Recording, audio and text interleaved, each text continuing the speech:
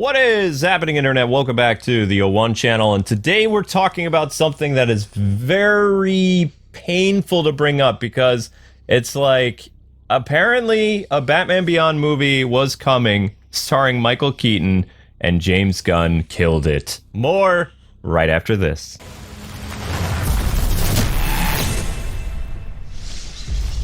What is happening, Internet?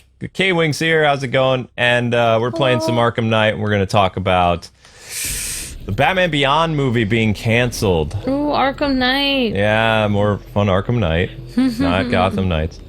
Everyone says the graphics of this game are better than Gotham Knights. Oh, that's without a doubt. I mean, it just, there's no comparison. It's just not whatsoever. So let's talk about this elephant in the room. For years, you know that Amber and I have wanted a Batman Beyond movie and told the studio that would be a fantastic idea. Like, it would be something that all Batman fans could kind of get behind. And Michael Keaton was at that golden age to bring back, as Batman, as an older grizzled Batman, to see how he retired and to bring on a young teenage protege and introduce Terry McGinnis to the live action world. Yeah. And apparently, you know, they kind of had that plan, or rather Discovery did. Discovery Warners before bringing in James Gunn. Right. And James Gunn, according to the Hollywood Reporter, which is a trusted, you know, entertainment, I wouldn't say scoopers, they're more like entertainment journalists that go way back. They have a lot of credibility, and I would say 90% of what they say comes true. Yeah. Like, they have much bigger track record than scoopers on Twitter, you know, with their rumors that sometimes it feels like they're just throwing, like, things at the wall, and sometimes what they say stick, and then when it does, they're like, see, I told you this, like, 6 months ago, blah, blah, blah, but... Yeah, but they also told us a million false things. Exactly, and people always forget the false things they say. Like Grace Randolph getting called out by James Gunn, which I'm not going to say the quote because the quote's not very nice, but it's true. Most of the stuff she says about DC does not come to pass. Yeah, so why does anyone listen to her anymore? Well, she's spot on when it comes to Marvel stuff, but, you know, DC stuff, not so much. Yeah. Anyway, so the Hollywood Reporter reported on Friday, so yesterday, that a Batman Beyond movie was in development for Michael Keaton, which is why he was not too broken up about Batgirl being canceled, because he had another project in the pipeline. Like, Warner Brothers offered him, Warner Discovery, another movie. Right. Another movie he couldn't talk about, and that movie would star Michael Keaton and Michel Pfeiffer, along with a newcomer. Gosh. Yep. A newcomer as Terry McGinnis. And it would be Terry McGinnis. We don't know how the story would go, because, as we know, Michael Keaton's Batman from Tim Burton's universe was a killer. He wasn't a manslaughter Batman. He literally killed people. Yeah, he did. Sometimes in self-defense, universe, and sometimes for the lulls.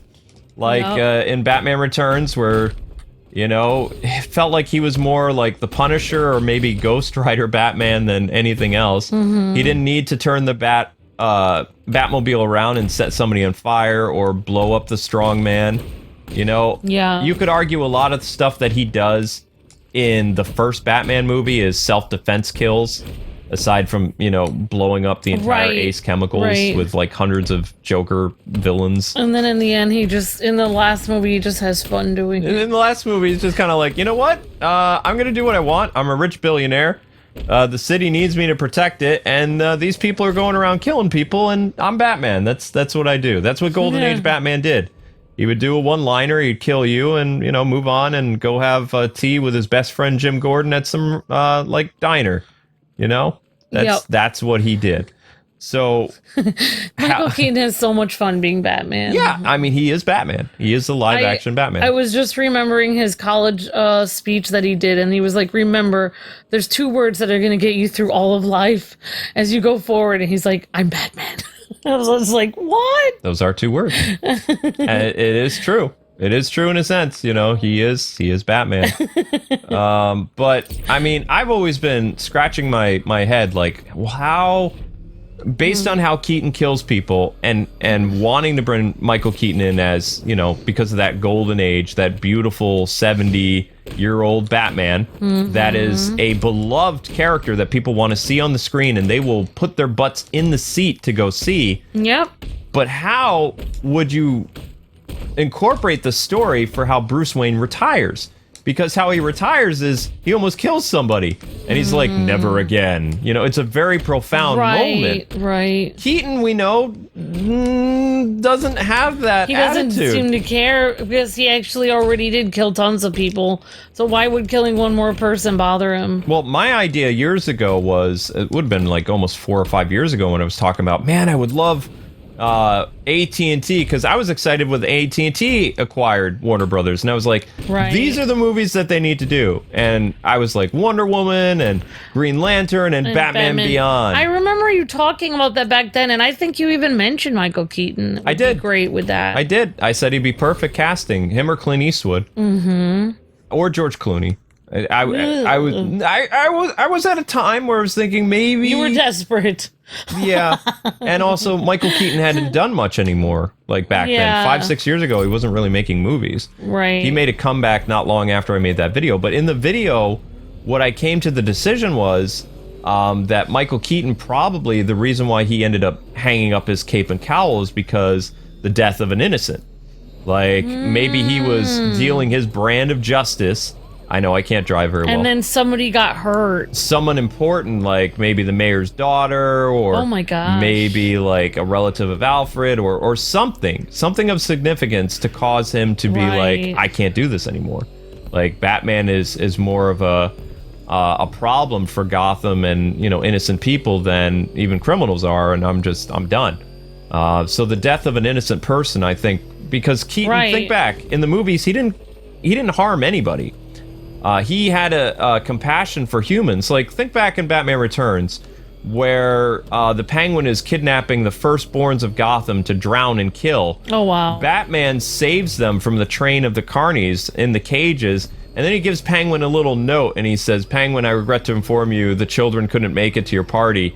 You know, so he went out of his way before confronting the Penguin to save all those innocent kids. He made sure to save everyone. Which is why I say he's basically Ghost Rider. He protects the innocent. Yeah, which is a little different than Superman and Zod fight, in which a lot of people got hurt in that. He did. Go back and watch Man of Steel. He did try to leave. Zod brought the fight to Metropolis. Oh, okay. He took the fight outside, and Zod, because Zod did it on purpose. Zod did it on purpose. To try to make him upset.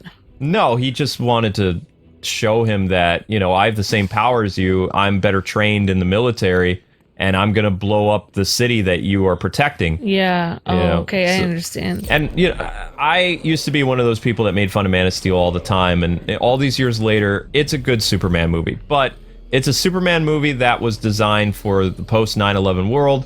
And it's not a Richard Donner Superman movie, which I prefer the Richard Donner Superman. I believe that there needs to be a difference between Batman and Superman.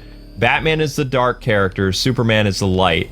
And together you have like this yin and yang thing with them, and that's why it works. Yeah. Superman is a very hopeful, caring character, and Batman is a character who has been driven dark by humanity, but he hasn't foregone his humanity. He's still a very compassionate and caring individual for innocence, and that's kind of the connection Batman and Superman have. Yeah, so that's why you were saying Michael Keaton, he, even though he's very dark and pushes criminals off the cliff or whatever, for innocent people, he cared very much about making sure everyone was saved. Right, and also he loved Michel Pfeiffer a lot. So how the movie was going to go, according to things that I've heard and also like confirmed and clarified, is Michael Keaton and Catwoman were going to meet up for the first time since Batman Returns. They were going to rekindle their relationship. I don't know if she was going to die in it, but it wasn't so much Batman and Catwoman in the movie. It was going to be Bruce Wayne and Selina reconciling and, you know, moving on in their golden years, which that would be kind of, there was romance in Batman Returns. There was romance in the first Batman movie. It was very cute. Yeah. I loved I've seen clips of their interaction, and she played that part, so she's just like, like normal people are overrated. Like crazy people, at least they're loyal. I thought, wow, she's so cute. She's so feisty, and like she's awesome. Yep. So they were going to rekindle their romance. We don't know how long she was going to be in the movie. Maybe it's possible her death led to, them canceling, him canceling his run as Batman, which I could see. If they bring her in to reprise her role, and then they do that whole de-aging technology, which they did in the Indiana Jones movie. Right. And they've been doing a lot. They bring these older actors back, and then they make these new movies with this de-aging technology. It's the same actor. Right. And I still believe, I'm going to say something freaky.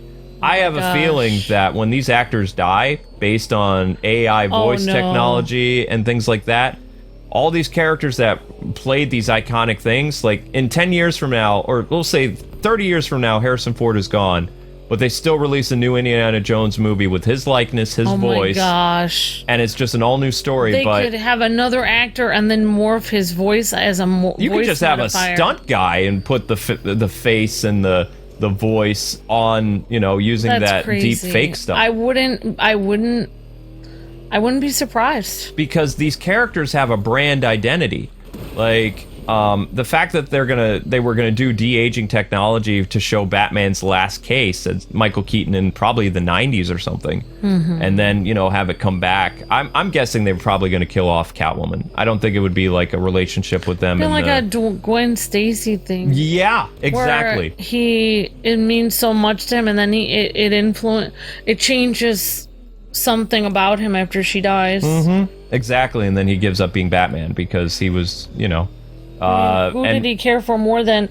There's only two people in his life. Alfred would be gone. Alfred, yeah. Out of respect for Alfred, they weren't gonna do a de-aging thing and bring back the actor who passed away. Yeah, that would be a long time ago. It would be weird. It was gonna be Michael Keaton by himself and Selena Kyle. Selena would be the only one left. Yeah.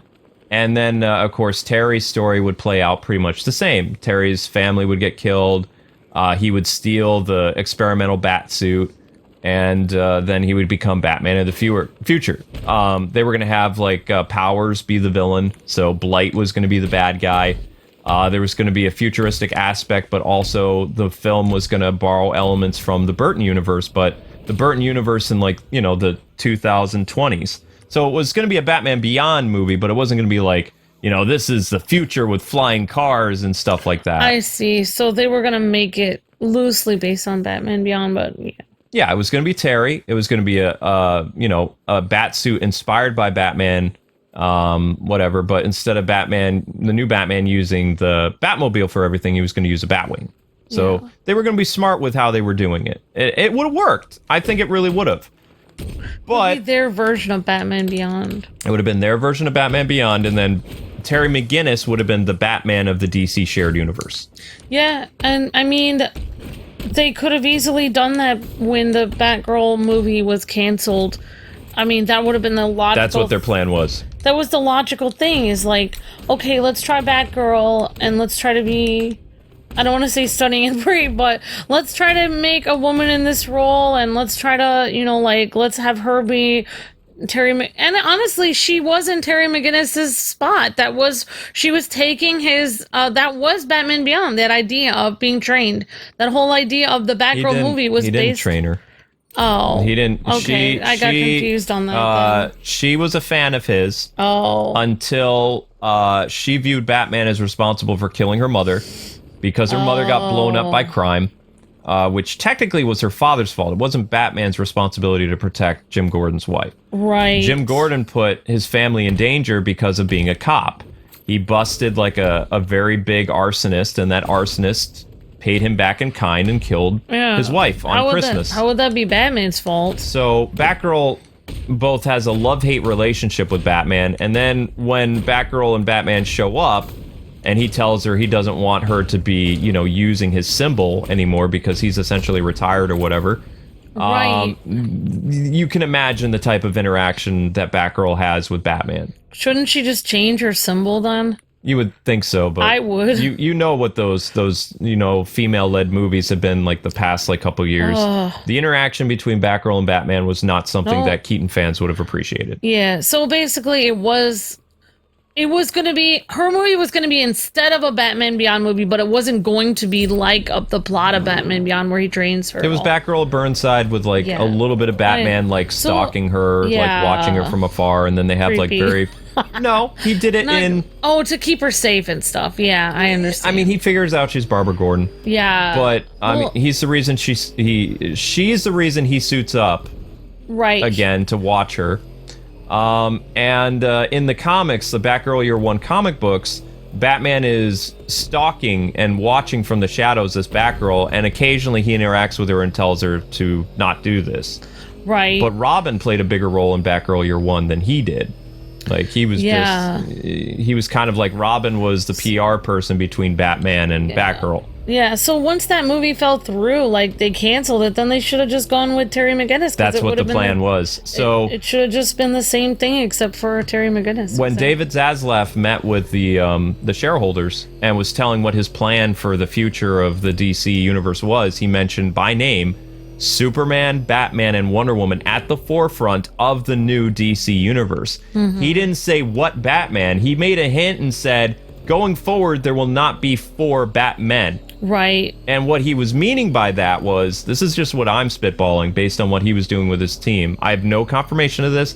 This is just purely speculation and just for fun.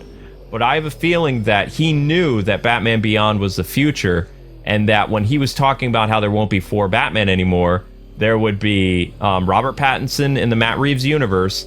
There would be old Bruce Wayne, Michael Keaton, unless he died in the movie. And then there would be Terry McGinnis. Right. So there would be 2 Batmen. Right. Robert Pattinson and the shared universe Batman would have been Terry McGinnis. That's what I'm thinking. Oh my gosh, that's actually perfect, because then if you don't know who Terry McGinnis is, you still have other Batman, but you were able to finally make the characters grow up and continue the story with Terry McGinnis. Yeah. Yep, and Terry McGinnis would be the shared universe Batman that would end up meeting up with, Henry Cavill's new Superman, Jason Momoa's new Aquaman, Sasha Kaye as Supergirl. Yeah. And probably eventually maybe a Batgirl. That's a perfect plan. But the thing is, according to things that I've heard about the Flash movie, Ben Affleck's new sequences that he filmed are gone again, and the end of the movie is Ben Affleck lost in time again. Yeah, I feel like, I don't want to say this, but I really had high hopes for James Gunn, but I feel like every decision he's making right now, I wanted to say every decision he's making is great and it'll be a better decision after that, but I don't think that anymore. I think all these decisions are horrible. I think that David Zaslav knew exactly what he was doing. Well, his team did. Yeah. They didn't have any directors. They didn't have any. They had the lady. I'm gonna say this though. The lady who wrote Batgirl and the Flash was writing Batman Beyond. Ugh, I don't know why she would do that. Why would they hire somebody else? I mean, she wrote Bumblebee, and Bumblebee was a good movie. Bumblebee was a good movie. Was all right. And the Flash is David Zaslav's favorite DC film. He's already said nothing but good things to shareholders about the Flash. That? She wrote the Flash. Wow. But she also wrote Batgirl, which was a train wreck. I think maybe it's like she wants to put female characters in so much that maybe she is a really good writer, but she's pushing for female characters so hard that I think that she's a good writer when she has like good directors telling her what to do. So I understand what you're saying. I don't know their names, but Zaslav put a man and woman in charge before Peter Safran and James Gunn became like the media darlings, like the not figureheads, but literally the co-heads of DC. Everything DC Studios. The girl and guy team were the one responsible of getting, I think one of them is named DeLuca. One of them, both of them getting Henry Cavill to appear in Black Adam, and then to do reshoots with The Flash, with Superman and Ben Affleck coming back, and Gal Gadot appearing in that movie. They were responsible for that. And this was over the summer of this year. They did that.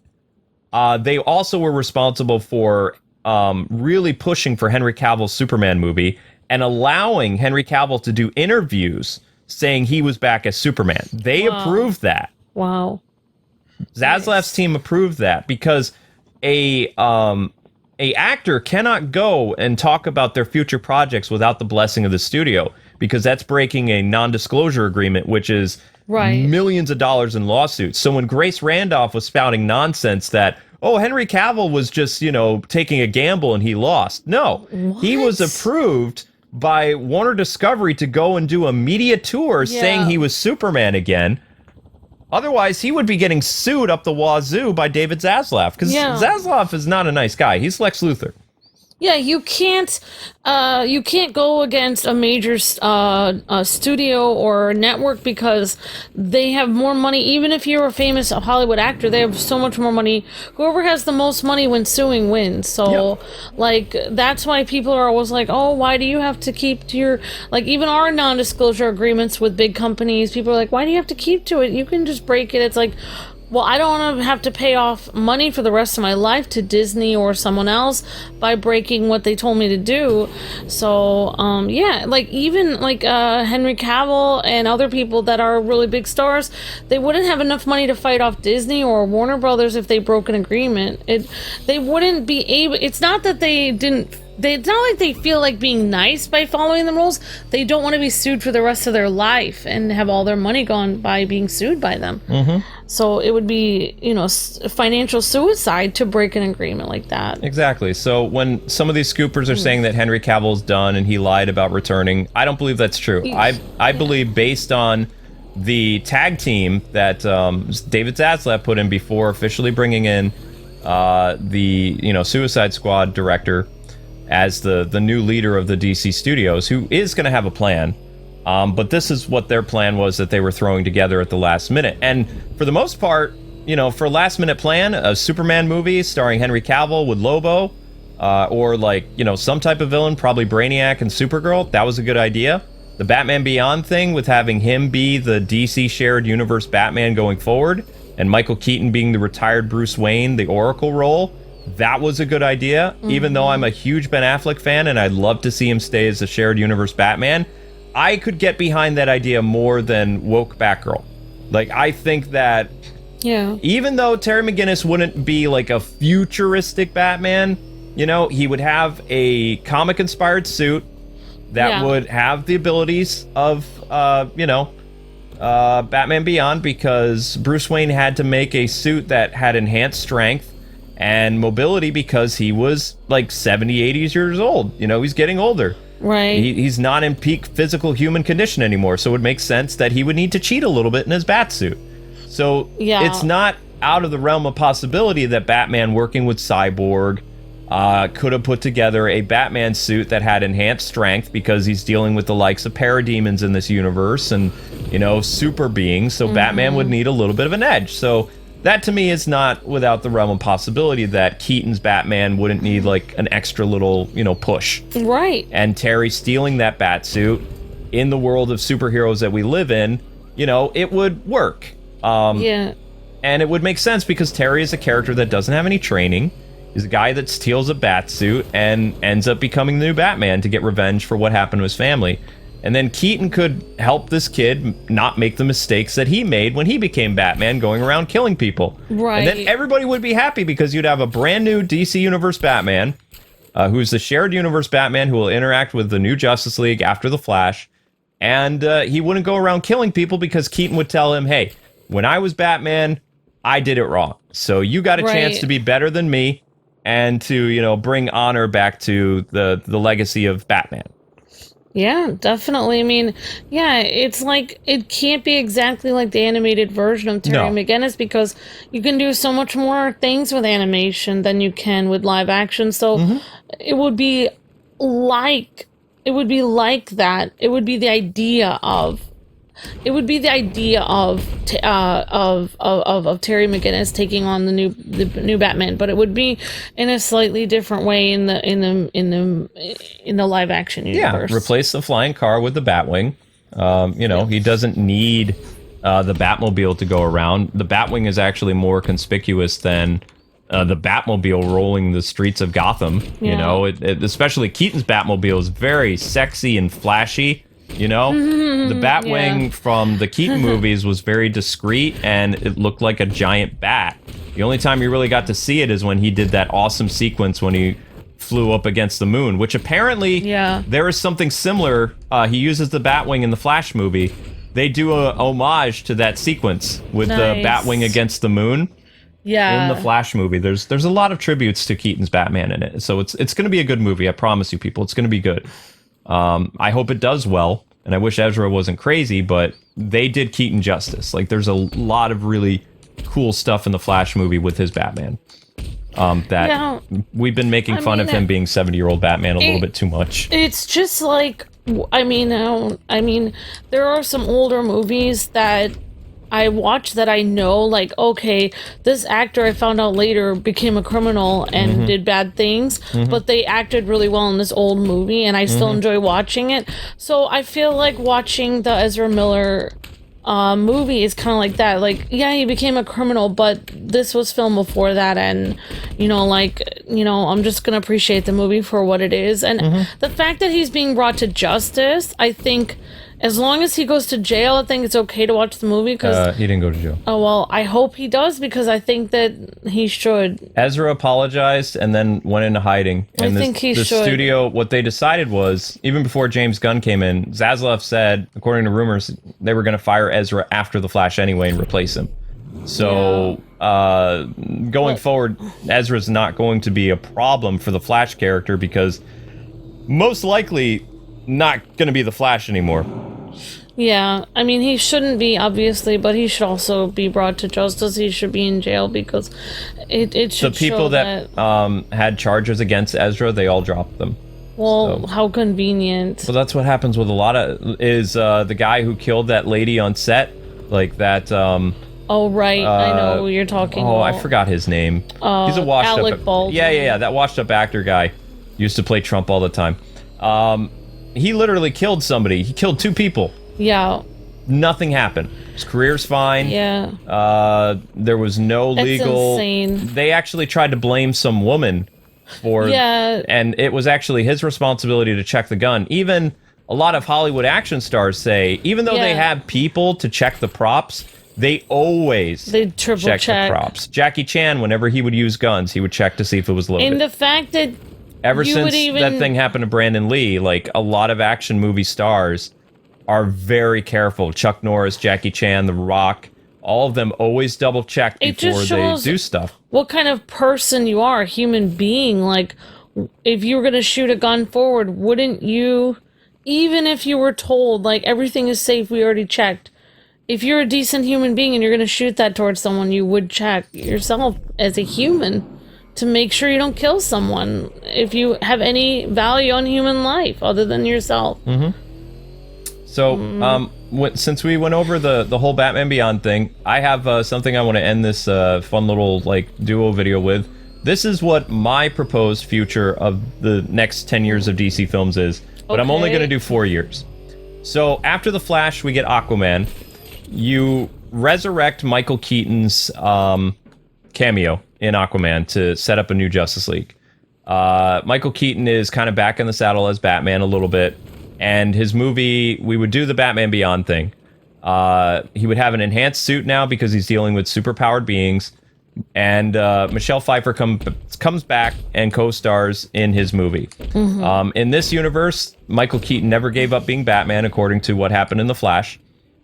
He was always, Gotham's protector, but he was just, older and never really dealing with super criminals, just regular petty guys. And, Michael Keaton's thing, maybe he ran into Mr. Freeze or stuff like that. We don't really know, because in the Flash movie, they don't really have a lot of trophies for his defeated villains other than the ones you saw in the movie. You see Catwoman's whip as a trophy in her hat or her cowl. You see Penguin's umbrella.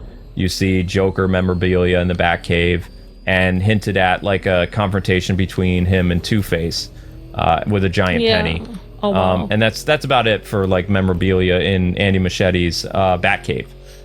So in my movie, what I would do is Keaton would be the DC shared universe Batman. Ben Affleck is lost in time to build up to that Final Crisis team-up movie. Yeah. But the difference is Henry Cavill's Superman would be around, or a version of Superman. And the next movie in line before Batman Beyond would be called Man of Tomorrow, which would be a play on words. Man of Steel was Zack Snyder's movie. Right. My movie would be called, for my universe, Superman Man of Tomorrow. In the Man of Tomorrow movie, it would star Henry Cavill and Sasha Calle as Supergirl and Superman, respectively. And it would introduce a bounty hunter named Lobo, played by Jason Momoa. So Jason Momoa would be recast as Lobo. Yeah. And he would also be working for Brainiac, and Brainiac would be introduced for at the end of the movie as a lead up to a third Superman movie, or second one, where the two Kryptonians would face their biggest threat, because they haven't met Darkseid. So their biggest threat would be Brainiac, coming in the sequel of Man of Tomorrow. So it'd be Man of Tomorrow sequel, like three movies. And in the third movie, or the second movie, he would meet Batman, but it wouldn't be like they fight each other, like Michael Keaton is working on a case or something. The next movie would be a Wonder Woman movie that would incorporate a famous Wonder Woman storyline based on the animated film that was a huge success in 2009 that starred the Justice League Wonder Woman, Susan Eisenberg, which was a good story. And Gal Gadot would, of course, reprise her role as Wonder Woman because she's still young, she's still a great actress, and it would follow that kind of like Hades is trying to take over the modern world. It wouldn't be a World War II epic. It wouldn't be a Wonder Woman 84 thing. It would be modern world. Wonder Woman has been around, but she hasn't really been seen in the public eye. Yeah. And then she would fight and kill Ares in the movie, like that 2009 film, which is a great animated movie. Next, I would introduce Green Lantern, played by Tom Cruise as an older Green Lantern. And he would have a cameo in the second Superman movie to establish him. And then in his movie, the main Green Lantern would be Jon Stewart, who would be trained by a aging Hal Jordan of Sector 2814. Hal Jordan would be like a big Green Lantern at OA, and he would be training the new recruits, and he takes a shine to this ex-Marine, Jon Stewart, who has to, he's a little green, so to speak, and Hal Jordan takes him under his wing. There would be a lot of references to Top Gun in the movie because Hal Jordan is a fighter pilot, so a lot of Hal Jordan's constructs would deal with like fighter jets and things like that. His transportation around the universe would be a fighter jet. Most likely one of the ones from Top Gun as a reference to, tribute Tom Cruise's most famous role, which is Top Gun, I would say, next to Mission Impossible. I would have some Mission Impossible jokes and maybe bring back a villain from Mission Impossible to play Sinestro. I mean, like, he could think that Jon Stewart reminds him of himself because they were both in the military. Exactly, yup. So he could be like, wow, this guy seems a lot like me. It would be cool if Jon Stewart, like, when he came to OA, had a lot of the same ideas, like, oh, what's going on here? This is how you guys, organize stuff? What's going on? And then, like, Hal would be like, yep, I was thinking the same thing when I first came here. You'll get used to it or something. Exactly, yep. That would be kind of interesting if they, like... Because not only are they both humans, but they're both in the military, they do have a lot of similarities. So when they start building to the threat of, Darkseid, I would basically have Hal Jordan be like, I'm kind of patrolling the universe over here, and I've got a lot of responsibilities at OA. You're now the Green Lantern of Sector 2814. Interesting. And sends, Jon Stewart to Earth, who had, like, one movie to establish himself, and then he meets up with the Justice League for some, like, big threat that they all have to come together. But that would be, like, after 4 years. Like, there wouldn't be a Justice League movie until, like, 2026 or 2027. Thank goodness just to talk about with your thing with Gal Gadot, it's like she's just able to stay young effortlessly, and that's really great. I mean, not just because she's pretty, but also because she can do more movies and she doesn't age. But I wish they would use de-aging technology. If they really thought that Ben Affleck was looking too old, I wish they would just let him continue to be Batman and de-age him a little bit. If they really didn't like how he's aging. But I'm not done yet. So that was Green Lantern. That was the Man of Tomorrow Superman movies. And with Aquaman, Aquaman, I would recast. I don't know who I would get to play Aquaman, but I would use Jeff Johns' New 52, and I would bring in the fan favorite actress from Game of Thrones to play Mira. And it would follow the storyline, not with Orm, but like Black Manta being the villain. Let's make sure let's make Mira like a good person. Let's cast her as somebody that is a good-hearted person, number one. Also, let's make sure we don't make the same mistake again. Black Manta would be working with Intergang, and I would establish Intergang as like this big threat that would have ties to Apocalypse, so I would sow seeds of, you know, Darkseid coming to Earth, and I would have the same guy who played Darkseid be Darkseid. Yeah. The guy from the Snyderverse, because he said, remember, he is the dark side of the multiverse. He has seen other realities and he's done other stuff. And the multiverse trembles at his name. So we're going to make him like this really big threat. Right. So after the Aquaman movie is established and Intergang and Black Manta are dealing with Aquaman and they have ties to Apocalypse, you see like either not Kilowog. I can't remember the name of Darkseid's son. But Darkseid's son is the one who's talking with... what's like Intergang and Black Manta and providing them with all this technology instead of what they did in James Wan's movie to, you know, fight the Atlanteans. Basically, Black Manta incorporated Atlantean technology, and that's how they explained it. I would have it be apocalyptic technology for his eye lasers and other things, and what his soldiers use against the Atlanteans, and having a vendetta against Aquaman for killing his father. But I would have the death be accidental, like in the comics. I wouldn't have it be like Jason Momoa being all like, you know, this vengeful guy who's like, you know, your father tried to kill me, so I'm just gonna let him go down with the ship. I would still have Black Manta affected by the death of his father and blame Aquaman, but I would at least have Aquaman try to save the father to show that Aquaman is a heroic figure. Which is something from the comics, you know, to make a big difference between Jason Momoa's version of Aquaman and my version of Aquaman. So that's what I would do. The Blue Beetle movie, I would keep exactly the same. It would come after Aquaman and the Lost Kingdom. And instead of Ben Affleck having the cameo in the movie, it would be Michael Keaton to establish him as the DCU, you know, Batman. Meeting up with the young superhero and inviting him to the Justice League with Flash and Superman and Supergirl and Aquaman and stuff like that. Although we wouldn't see Aquaman until he was recasted. The next movie I would do would be the Batman Beyond movie, which would be exactly how I told you. And it would establish Terry McGinnis as the new Batman.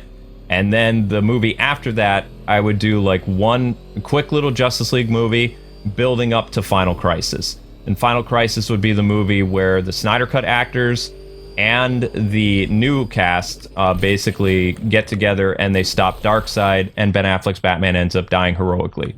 And then there's a new universe that's created with some Snyderverse actors and, of course, the new universe that we've already been establishing for 4 years. So, you think that it's okay to keep having Ben Affleck and Michael Keaton keep cameoing in different movies as Batman? Well, Ben Affleck would only come back for Final Crisis. Final Crisis is a storyline where Darkseid is destroyed. So the Justice League would fight Darkseid, but it would be Ben Affleck that would probably destroy him based on how Batman killed Darkseid in the comics with a special bullet that was forged by the New Gods. Yeah. So I'd probably have to do a New Gods movie first as well. But, you know, I would have a roadmap for things, but I would want to do the Final Crisis, and I would have Zack Snyder come back and direct Final Crisis, which would be a 4-hour movie. Yeah. And it would be like just as big as the Avengers movie, having all the new stars of the DC shared universe, like Terry McGinnis and Michael Keaton, Ben Affleck, Henry Cavill, Sasha Calle, the guy playing Blue Beetle, the new Aquaman actor, Tom Cruise, and Jon Stewart, Martian Manhunter, you know. And then from there, we would build up even more like Justice League characters after that, and introduce... I don't know how I'd introduce the Bat family, though. That's the only problem with Michael Keaton being so old, is you can't really do Nightwing, Robin, Batgirl. I think that Michael Keaton has, like, time on his hands to do all these random cameos, and and I think that like it may be more feasible to have Michael Keaton be the older Batman, but I wish it was Ben, because it still could be. I mean, this is just my vision. I just think Ben was. I think for me, like, I loved Batman Begins with I can't remember his name. Bale, and I love Batman Begins, but he just didn't look like Batman, and then Ben Affleck shows up and he's standing right up to Superman, and he looks he has the same prowess as Superman does. He and Henry Cavill, they look like both of their chins are like they're in a chiseled chin contest, like looking at each other, and they look like comic book characters. Yep. That was such a perfect scene, them shaking hands, and it was like, oh my gosh. When I saw that, I thought, this is going to be the best team up since sliced bread. Oh my gosh, this is going to be amazing. But it's like everything just fell apart. And I think, I don't know. I think everything you're saying is perfect. I think Michael Keaton may be the most reasonable, like, maybe he is going to be the new Batman, but I wish it was Ben, but it's probably going to be Michael Keaton. No, he wouldn't be Batman for very long. Like, we would introduce him in Aquaman, which Aquaman is the start of the new timeline with Jason Momoa's Aquaman, although I don't know really how that could be, because we'd end up recasting Jason Momoa, because he can't play both Lobo and whatever. Like, that's why I really wish The Lost Kingdom came out before The Flash, because The Flash could be used to clear the board, change things. Right. But I would have Michael Keaton in Aquaman. I'd have Michael Keaton take over Ben Affleck's supposed cameo in Blue Beetle, and like just have him, because like you said, he's older. He can't really do a lot of big roles anymore. He'd have like a co-starring and cameo role to like sow seeds for the future. And then in his Batman Beyond movie, it would be a full feature film with him in it, but he would only be Batman in flashbacks. Yeah. You know, and it would be de-aging technology. It would show why he stopped being Batman, which I would probably kill Catwoman, maybe.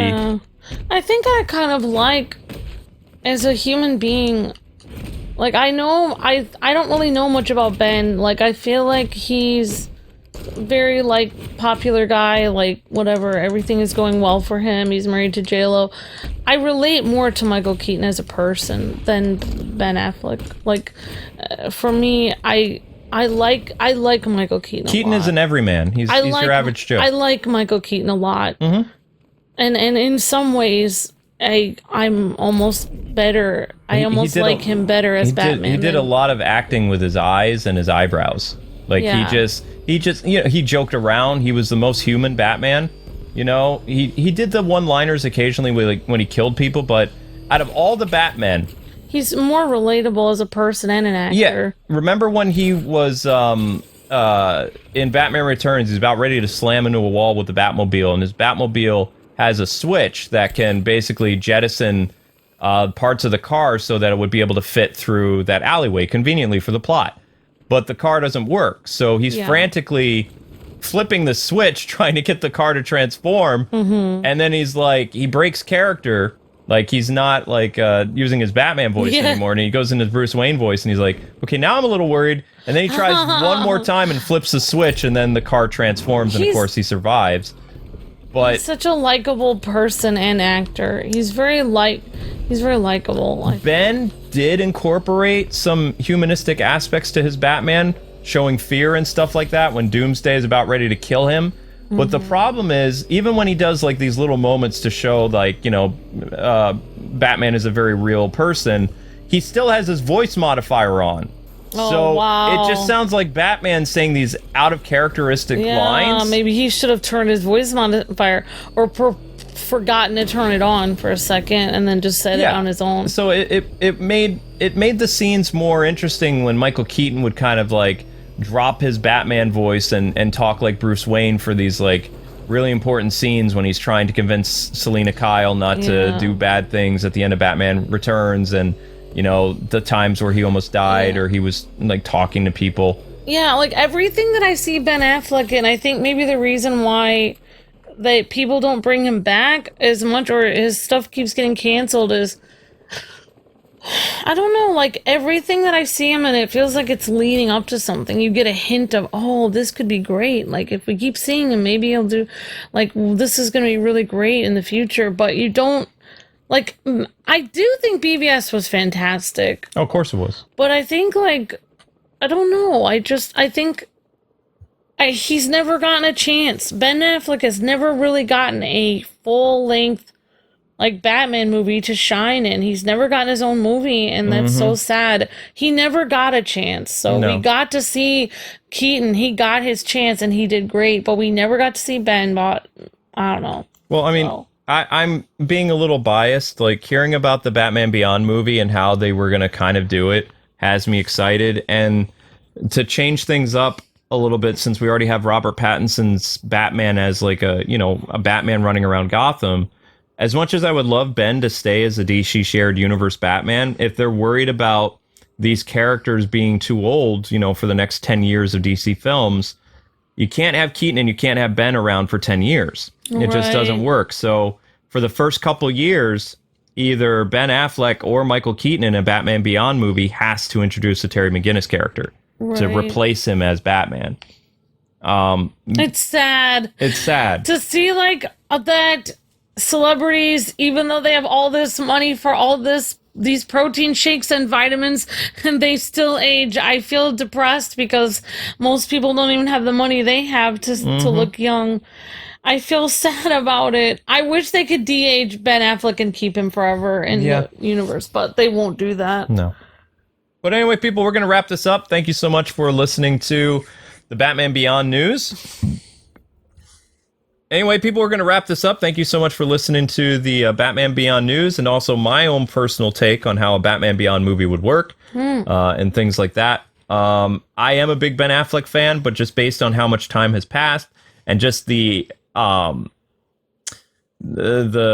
reveal that a Batman Beyond movie was in development with Michael Keaton and Terry McGinnis, it just got my head spinning with so many possibilities. And maybe give Ben like one of those video games that James Gunn wants to do, or animated movies with his Batman. That would be great. And have it all interconnected, and also like do that Final Crisis movie to really send off his Batman in style by killing Darkseid. I think that would be, all these other heroes weren't able to do it, and Ben's sacrifice killed Darkseid. Yeah, there you go. He'll be Iron Man. Yeah, he'll be Iron Man, exactly. All right. Well, anyway, you guys have a great day. We got a lot of fun streams for you over on the Let's Play channel tonight. If you like Disney Dreamlight Valley, we're going to do some Disney stuff, and Midnight Suns, and a cool Ultimate Select, so don't miss it. But have a great day, and in the comment section below, tell us how you would do a Batman Beyond movie. And would you have Terry be the face of a DC shared universe for the next 10 years? Or would you still want Ben Affleck, or just replace Terry with a younger Batman like Robert? Let us know in the comment section below. All right, people. Till we meet again, God bless and happy gaming. Keep it locked here for more stuff on Batman in movies, TV, video games, and occasionally comics. Bye-bye. See ya.